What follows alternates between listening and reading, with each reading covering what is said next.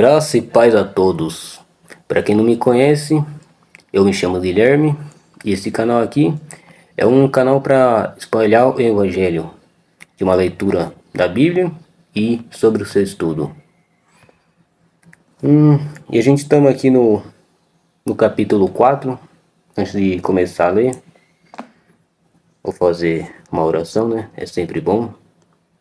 Pai querido, que o Espírito Santo venha sobre nós, em cada um que está assistindo, e dê o conhecimento, a sabedoria, o entendimento, a revelação, para que podamos entender a Tua palavra. Amém. O título é Tentação de Jesus Cristo.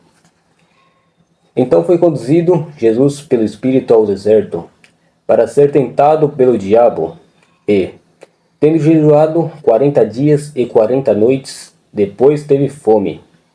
E, chegando-se a ele o tentador, disse: Se tu és o Filho de Deus, manda que estas pedras se tornem pães. Ele, porém, respondendo, disse: Está escrito: Nem só de pão viverá o homem, mas de toda palavra que sai da boca de Deus.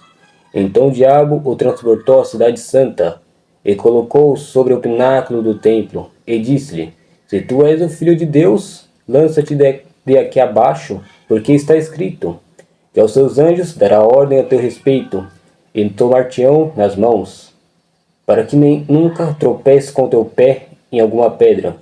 Disse-lhe Jesus: Também está escrito: Não tentarás o Senhor teu Deus. Novamente o transportou o diabo a um monte muito alto, e mostrou-lhe todos os reinos do mundo, e a glória deles, e disse-lhe: Tudo isto te darei se, prostrado, me adorares. Então disse-lhe Jesus: Vai-te, Satanás, porque está escrito: Ao Senhor teu Deus adorarás, e só a ele servirás.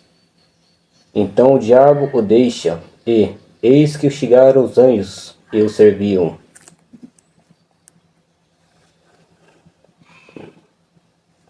A leitura desse título aqui ficou bem claro. Isso daqui é sobre a tentação de Jesus, como o próprio título diz. Aí eu vou ler aqui o estudo sobre o capítulo 4 aqui, e até o versículo 11, do 1 até o 11. Do versículo 1. Após seu batismo público, foi conduzido Jesus pelo Espírito ao deserto. Essa é uma referência à sua elevação no deserto da Judeia.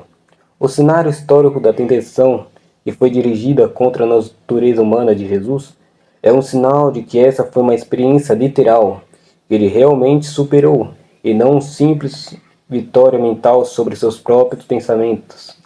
Jesus foi verdadeiramente tentado pelo diabo. O ataque contra a humanidade de Cristo foi uma tentação genuína que teria derrotado qualquer homem comum. No entanto, Jesus não era simplesmente um homem. Como Deus homem, nascido de uma virgem, sua natureza divina não podia pecar. Referências a 1 Samuel, capítulo 15, versículo 29. E isso manteve sua natureza humana sob controle. Alguns objetaram que a impecabilidade de Cristo, o fato de ele não ser capaz de pecar, nega a realidade da tentação de Satanás.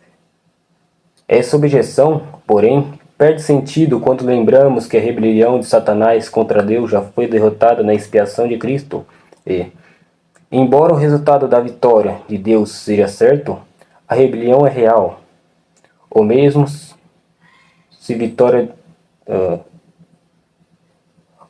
se aplica à tentação de Cristo. É possível atacar um encouraçado com uma canoa. O resultado do ataque será a derrota certa para a canoa, mas o ataque continua sendo real. E um encouraçado é tipo um navio blindado, sabe? E uma canoa é uma canoa de madeira, tá? Agora vamos para a explicação do versículo 2 e o 3. Jesus havia jejuado 40 dias e 40 noites, um feito notável de resistência humana, revelando a força física do ex-carpinteiro. Embora os 3 principais testes tenham ocorrido nesse período, outras provações, evidentemente, ocorreram ao longo dos 40 dias.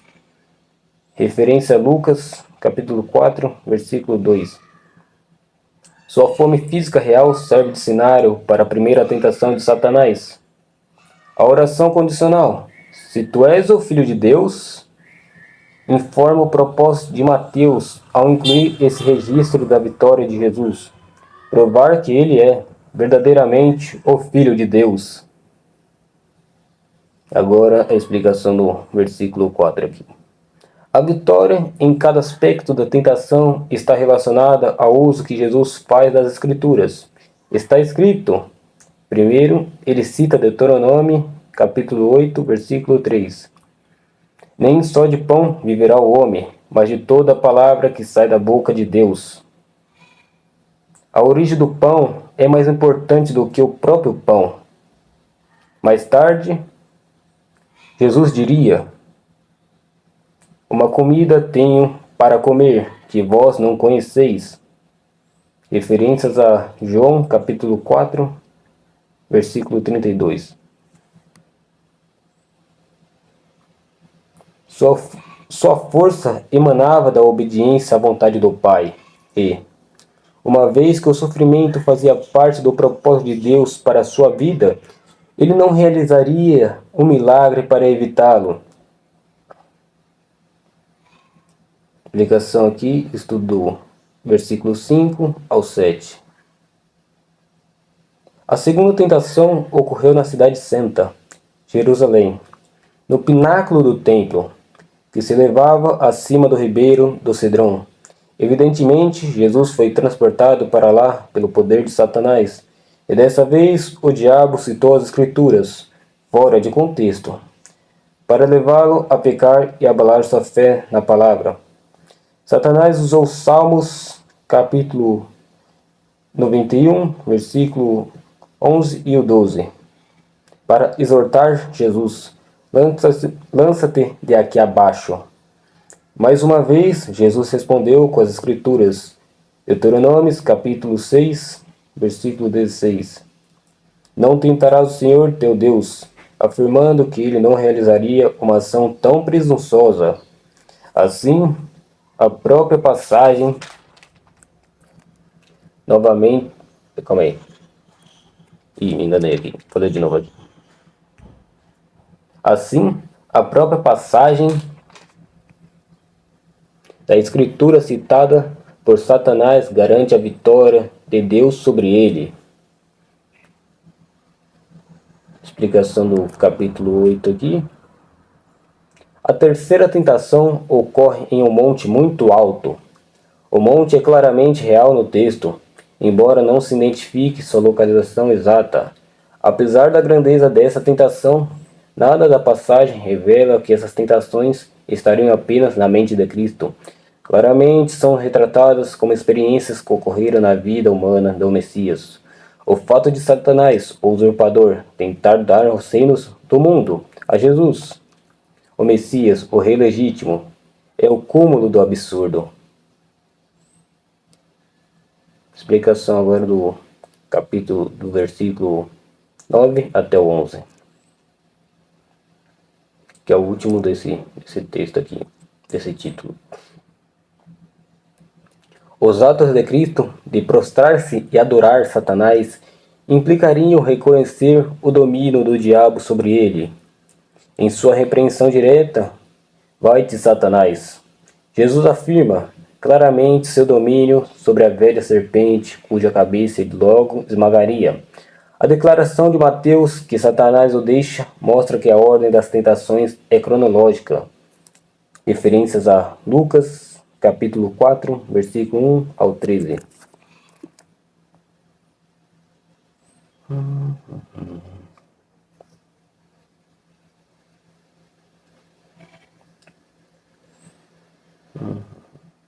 Aí eu vou para o próximo título aqui, que é Jesus começa seu ministério. Jesus, porém, ouvindo que João estava preso, voltou para Galiléia e, deixando Nazaré, foi habitar em Cafarnaum, cidade marítima, nos confins de Zebulon e Naphtali, para que se cumprisse o que foi dito pelo profeta Isaías, que diz: a terra de Zebulon e a terra de Naphtali, junto ao caminho do mar, além do Jordão, a Galiléia das nações, o povo que está sentado em trevas viu uma grande luz, e aos que estavam sentados na região e na sombra e a sombra da morte, a luz raiou. Desde então começou Jesus a pregar e a dizer: arrependei-vos, porque está próximo o reino dos céus. Agora eu vou para a explicação aqui, do versículo 12 até o 16. Mateus designa claramente quatro áreas geográficas relativas ao ministério de Cristo. Galileia, capítulo 4, versículo 12. Pérea, além do Jordão. Daqui é uma além do Jordão. Está citando aqui o capítulo 19, versículo 1 de Mateus mesmo, isso daqui. Então mais para frente deve estar escrito isso daqui. E Judeia, no capítulo 4, versículo 25. Também é de Mateus, só que mais para frente. E Jerusalém, que também é no de Mateus, capítulo 21, versículo 1. O autor, então, omite partes do ministério judeu inicial e começa a apresentar Jesus em Cafarnaum, na Galileia, onde ele conheceu pela primeira vez. Referência ao capítulo 9, versículo 9 de Mateus mesmo. João estava preso. As circunstâncias da prisão e da posterior decapitação de João Batista estão registradas no capítulo 14. Aparentemente, houve uma perseguição generalizada aos seguidores de João e de Jesus nessa época. Referências a Lucas, capítulo 4, versículo 16 ao 31, explica que a razão para Jesus deixar Nazaré foi um atentado contra sua vida após um culto na sinagoga.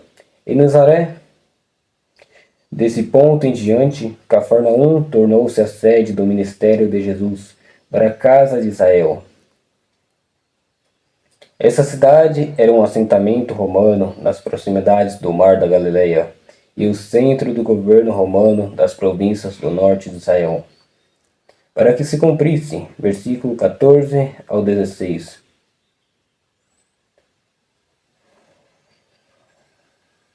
Refere-se à vinda de Cristo a Galileia, em cumprimento à profecia de Isaías, capítulo 9, versículo 1 e o 2. Além do Jordão, na Galileia das nações, o povo que andava em trevas viu uma grande luz. O próprio Jesus era aquela grande luz que agora brilharia em seu ministério terreno para o povo da Galileia, que por tanto tempo fora desprezado por seus primos do sul da Judéia. Agora a explicação aqui do capítulo do versículo 17 aqui, que é o último desse título aqui. Arrependei-vos, porque está próximo o reino dos céus. Agora a mensagem de João Batista é claramente proclamada por Jesus Cristo.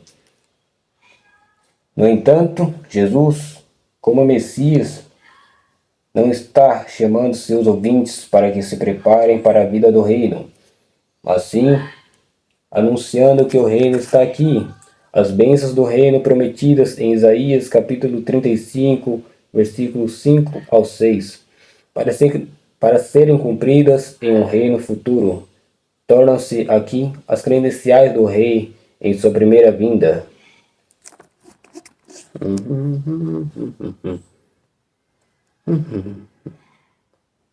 Vocês estão entendendo aí?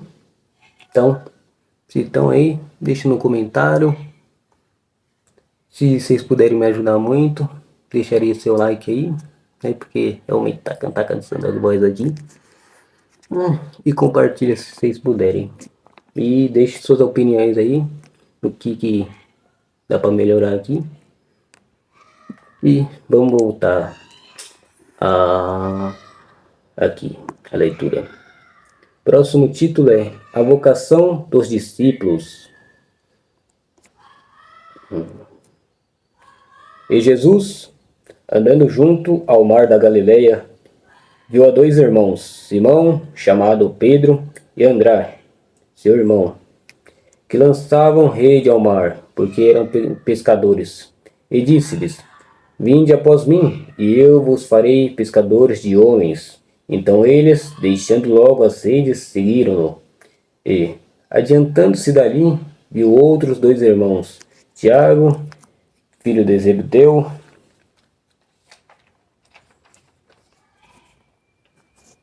e João, seu irmão, num barco com seu pai, Zebedeu, consertando as redes, e chamou-os. Eles, deixando imediatamente o barco e seu pai, seguiram-no.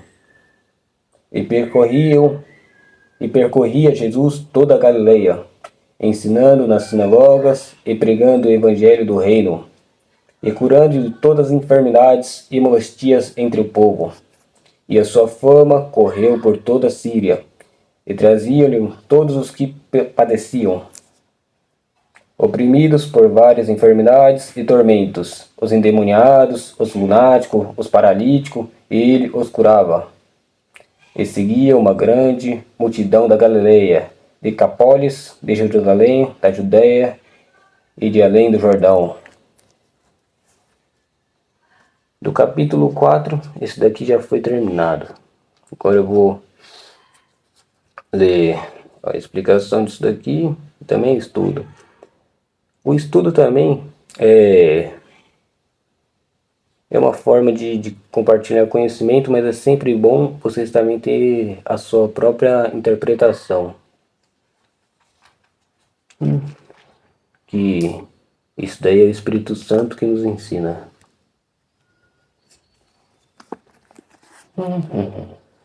Aí eu vou falar aqui a explicação do capítulo 18 até o 20. Simão, chamado Pedro, e André tornaram seus dois primeiros discípulos, chamados publicamente por Jesus. André havia apresentado seu irmão a Jesus em uma ocasião anterior. Referências a João, capítulo 1, versículo 40. O convite, vinde após mim, convocou esses primeiros crentes para um ministério permanente a ser compartilhado com Cristo. Eu vos fareis pescadores de homens, indica claramente a natureza desse ministério. Eles receberiam treinamento especial para trazer homens para o reino. Deixando logo as redes, esses discípulos entraram em um novo relacionamento e nunca mais seriam capazes de retornar totalmente à ocupação que antes consideravam tão amada.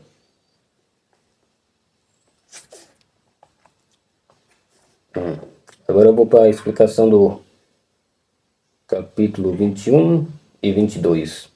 Tiago, João, também eram irmãos e companheiros de pesca de Simão e André. Mateus e Marcos concordavam que estavam consertando as redes, mas Lucas parece discordar. Ambos relatos podem ser harmoniosos de maneira simples. Enquanto dois homens consertavam as redes, os outros dois pescavam. Jesus, então, veio sobre eles e os chamou para segui-lo. A declaração no versículo 22 e que eles responderam imediatamente ao seu chamado dá-nos um vislumbre perfeito da verdadeira obediência ao Senhor e Cristo. Explicação agora do versículo 23 ao 25. Os versículos finais do capítulo resumem o ministério da Galileia de Jesus. Esse ministério concentrou-se na apresentação do evangelho do reino aos judeus. Então, Jesus, como Messias, havia chegado para estabelecer o tão esperado reino. Acompanhando esse anúncio, havia os milagres de cura, indo de cidade em cidade pela Galileia. Sua fama rapidamente se espalhou, de modo que grande multidão de pessoas o seguia. Isso não é um feito insignificante quando se observa que nenhum profeta havia surgido em Israel por mais de 400 anos. O silêncio desse período entre os testamentos foi quebrado pela proclamação da Boa Nova do Reino. E o estudo termina aqui. Vou ver se...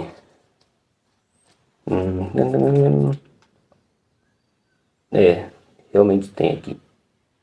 Tem sobre... Aqui do... Fala sobre os sítios arqueológicos, que é do capítulo 4 e o versículo 2, que fala sobre a Galileia.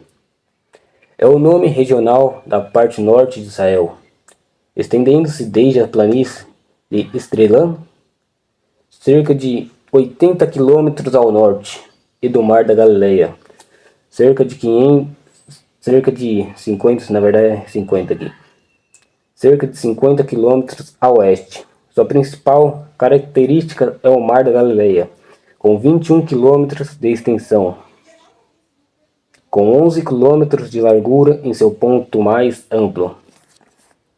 No Antigo Testamento, esse lago era chamado de Quinerete.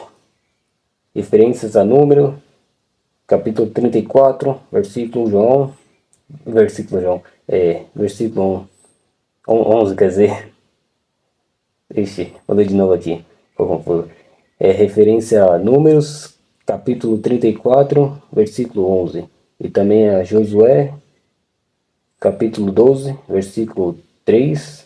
E capítulo 13, versículo 27.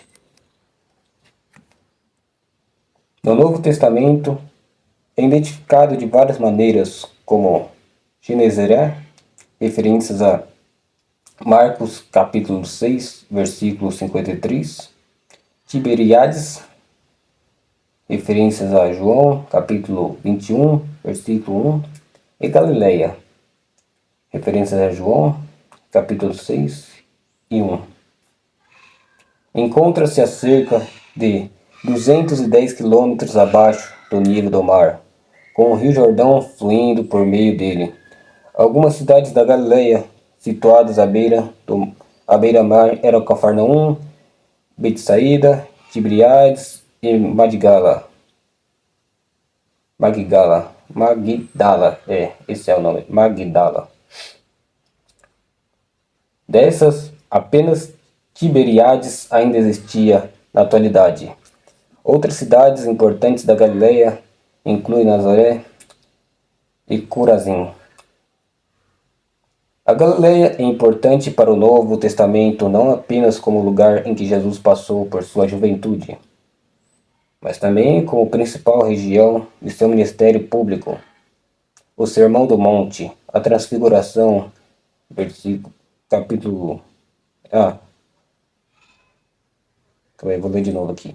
O Sermão do Monte, a Transfiguração, 25 de seus 33 milagres e 19 de suas 32 parábolas, quer dizer, deve ser o tempo que eu estou lendo aqui. Tá fazendo eu confundir. Mas voltando aqui, né? Na época do Novo Testamento, essa região foi governada sucessivamente por Herodes o Grande, Herodes Antipas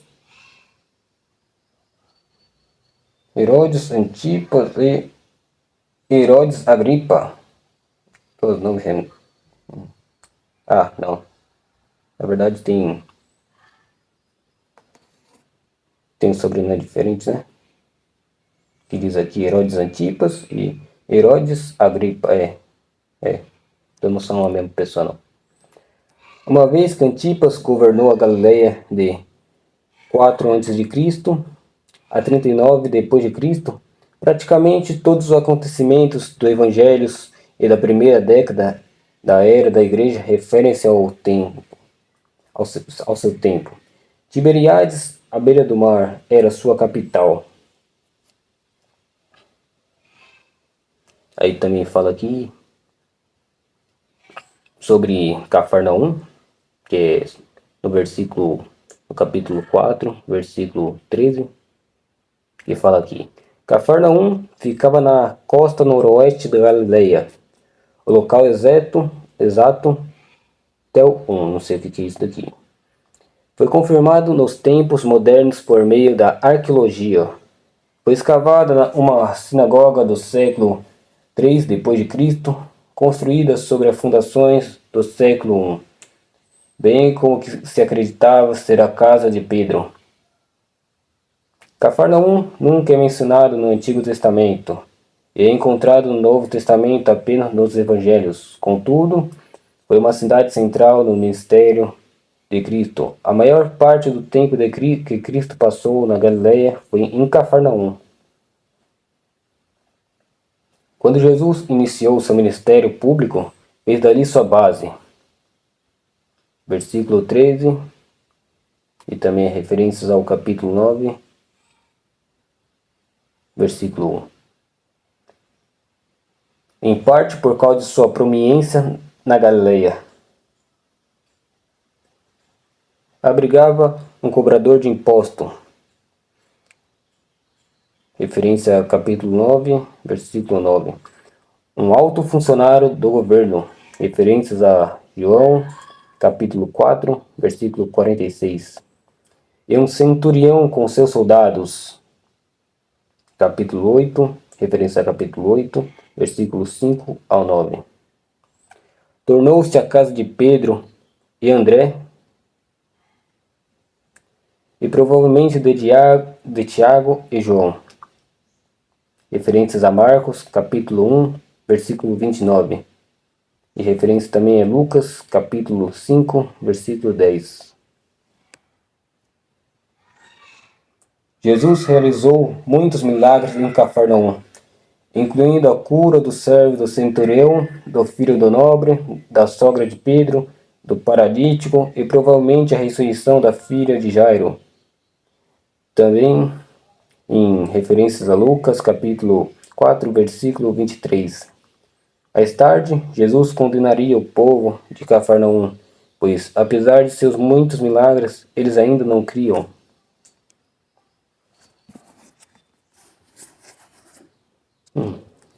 A explicação do estudo aqui sobre sítios arqueológicos termina nesse negócio aqui. Aí fala sobre Pedro.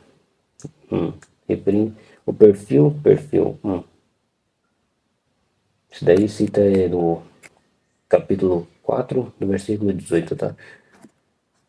Pedro era originalmente chamado de Simão. Jesus o apelidou de Rocha, grego Petros, aramaico Cefas. Pedro e seu irmão André eram pescadores de Betsaida, no mar da Galileia. Referências a João, capítulo 1, versículo 44. E, mais tarde, ambos trabalharam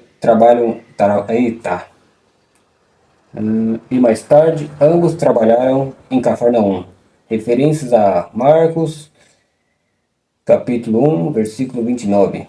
André, discípulo de João Batista, começou imediatamente a seguir João no dia em que João anunciou. Começou imediatamente a seguir Jesus no dia em que João anunciou. E pronto, ele apresentou Simão a Cristo. Referências a João, capítulo 1, versículo 35 ao capítulo 42. Só vou respirar um pouco aqui, senão vai dar para ler direito aqui não.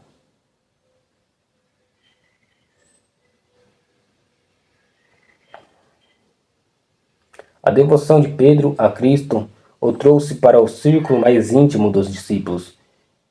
Pedro participou dos momentos mais significativos do ministério de Cristo. Pedro sempre foi listado em primeiro lugar entre os 12. Contudo, a devoção de Pedro às vezes era impulsiva. A fé de Pedro na ordem de Cristo permitiu-lhe andar sobre as águas. Então, depois de ter andado sobre as crenças, o fez afundar. Referências ao capítulo 14, versículo 21 ao 31. A sensibilidade de Pedro ao testemunho de Deus motivou sua grande confissão de que Jesus é o Cristo, Filho do Deus vivo, para logo em seguida proferir palavras inspiradas por Satanás. Referências ao capítulo 16, versículo 16 e ao 17, ao 22, o 22 também e o 23. Três acontecimentos durante o ministério terreno de Cristo foram significativos para a vinda e o ministério futuro de Pedro. Sua confissão a respeito de Cristo em Cesareia de Filipe, capítulo 16 de Mateus. Segundo seu movimento na transfiguração de Cristo, capítulo 17. Calma aí. Tá. Na verdade, li errado aqui. Na verdade, era primeiro, quando eu estava falando sobre os três acontecimentos durante o ministério terreno de Cristo, foram significativos para a vida do ministério futuro de Pedro. Então, esse primeiro aqui era o primeiro ponto. Aí também fala sua confissão a respeito de Cristo em Cesareia de Filipe, capítulo 16. Esse é o segundo ponto. E seu envolvimento na transfiguração de Cristo, referência capítulo 17. Esse é o terceiro ponto. Sua tripla negação de Cristo antes da crucificação, referência ao capítulo 26 de Mateus. Após a ascensão de Jesus, Pedro continuou como líder, abrindo a porta do evangelho aos judeus, referências a Atos 2. Aos samaritanos, referências a Atos, capítulo 8, versículo 14 ao 17. E aos gentios, referências a Atos, capítulo 10. Capítulo 11, versículo 1 ao 18, capítulo 15, versículo 7 ao 14. Contudo, seu ministério na igreja primitiva permaneceu principalmente voltado a judeus. Então vou pausar aqui para ver. É que tá uma sigla GL. Vi aqui que GL é referências a Gálatas, capítulo 2, versículo 9. 1 Pedro, capítulo 1, versículo 1. Primeira referências, Mateus, capítulo 4, versículo 18. Principais referências, João 1, Mateus, capítulo 16 e João, capítulo 21.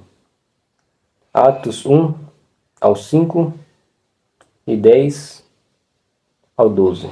Esse daqui é capítulo, tá? 1, o 5, o 10 e o 12. Agora fala sobre o perfil de Tiago e João. Isso daqui é no capítulo 4, do versículo 21. Tiago e João, filhos de Zebedeu, dois dos 12 apóstolos, eram pescadores em parceria com seu pai, e também com Simão e Pedro. Referências a Lucas, capítulo 5, versículo 10. Uma vez que Tiago é normalmente mencionado em primeiro lugar, ele provavelmente era mais velho que João, seu irmão. Pedro, Tiago e João formaram um círculo íntimo entre os discípulos que testemunharam exclusivamente a ressurreição da filha de Jairo. Referências a Marcos, capítulo 5, versículo 37. A transfiguração de Cristo, referências a Marcos, capítulo 9, versículo 2. É a experiência do Getsemane. Referências a Marcos, capítulo 14, versículo 33.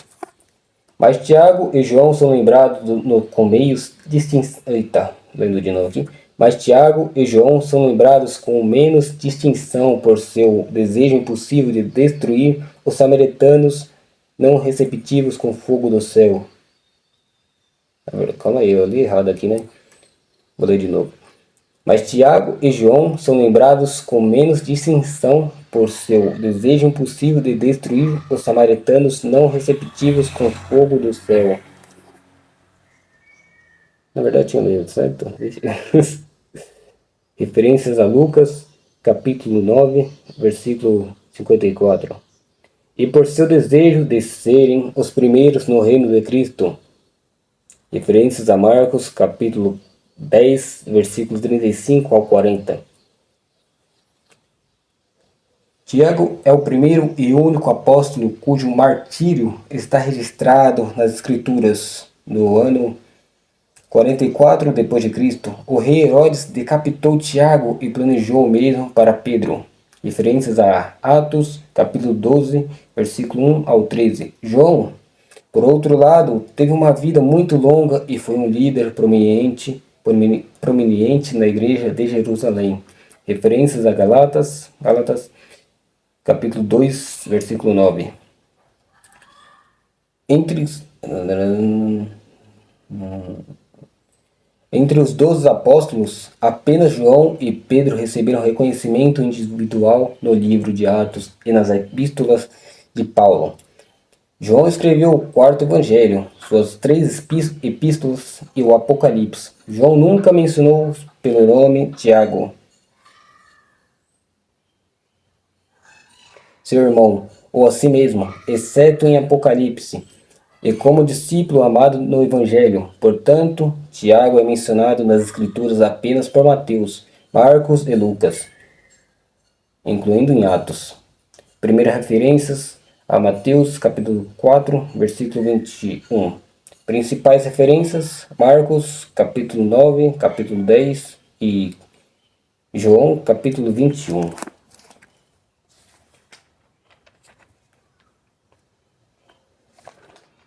Aí terminou um pouquinho. Ficou longo esse vídeo, hein? Espero que vocês tenham paciência para conseguir entender e estudar a Bíblia. Antes de terminar aqui, vou fazer uma oração por todos vocês aqui.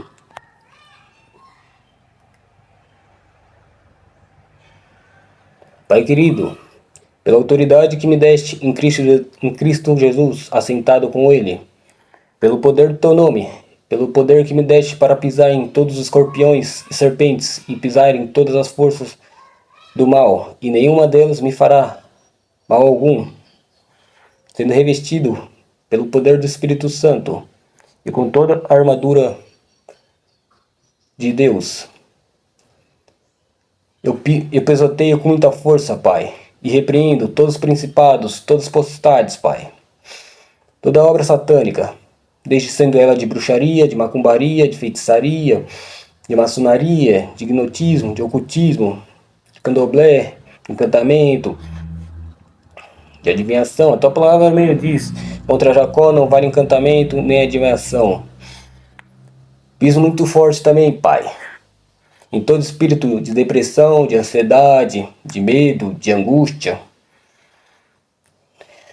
Pisoteio também, Pai, em todo espírito de ira, de briga, de contenda, de desunião. Pisoteio também, Pai, em todo espírito de confusão mental, de loucura, de falta de clareza, de dúvida. Repreendo também, Pai, e pisoteio todo espírito de mentira, todo espírito de hipocrisia, de falsidade, de fofoca, de enganação. Repreendo também, Pai, pisoteio todo espírito de enfermidade, Pai. Todo espírito imundo que lança flechas inflamadas do maligno, Pai. As chamadas setas que voem de dias também, Pai. Repreendo todo espírito de morte, Pai. Aleluia, aleluia. Repreendo, Pai, também todo espírito territorial que tente oprimir a vida deles, Pai. Aleluia. Coloco tudo num pacotinho, Pai. E pisotei em todos eles com muita força. E repreendo todos eles. Peço, Pai, que abra os portais do céu. E pelas escadas de Jacó, em Betseba, né? Venham os anjos do céu, Pai. Anjos fortes, Pai, em direção às batalhas espirituais nas regiões celestiais de cada um que está assistindo, Pai, e recebe essa oração, Pai. O suficiente, Pai, para que todas as forças das trevas não apenas venham bater retirada, Pai, mas venham ser pisados ainda mais, com muita força, esmagados, obliterados, destruídos, para que voltem para as profundezas, nas regiões celestiais do segundo céu, para que assim toda a carga do maligno, Pai, volte junto com eles, Pai. Assim haja cura e libertação na vida deles. A tua palavra me diz, Pai, que nos deste não espírito de temor, mas espírito de fortificação, espírito de amor e espírito de moderação e uma mente sã. Uma mente sã é uma mente clara. Então eu peço, Pai, que ilumine a mente deles, Pai. Que assim como fez por mim, Pai, que assim eles permitirem também abrir a porta do seu coração e te buscarem ainda mais, Pai. Peço, Pai, que dê um corpo para eles, que eles se sintam tua presença, sintam ainda mais. Ouvidos que ouçam, se ouçam, ouçam ainda mais a voz do Espírito, Pai. Olhos que vejam, se veem, veem ainda mais, como tu é manifestado, Pai. Aleluia. Sejam abençoados, Pai. Se eles têm algum planos, Pai, seja conforme a tua vontade, porque a tua vontade é boa e agradável, e assim como os céus são mais altos do que a terra, assim são os teus pensamentos, Pai. Aleluia.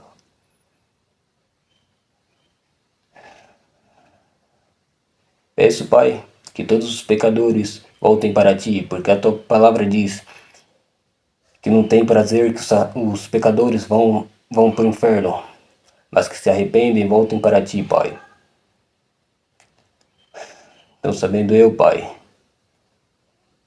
que essa é a tua vontade, e se eles abrirem a porta dos seus próprios corações, deixarem tu entrar, Pai, operando tu, Pai, quem impedirá, sabendo eu, pensei eu, que pode fazer todas as coisas e que nenhum dos seus planos pode ser frustrados, para a honra e glória do teu nome. Pai querido, eu peço também, Pai, que o Espírito Santo venha escrever toda essa palavra, todo esse ensino, todo esse estudo no nosso coração, na nossa mente, na nossa alma, e que a gente venha praticar, Pai. Entender como Jesus ensinava, como Jesus vencia as tentações, para que cada dia mais a gente venha buscar mais de Ti, Pai. Amém. Ai. E por hoje é só. Até amanhã. Tchau, tchau.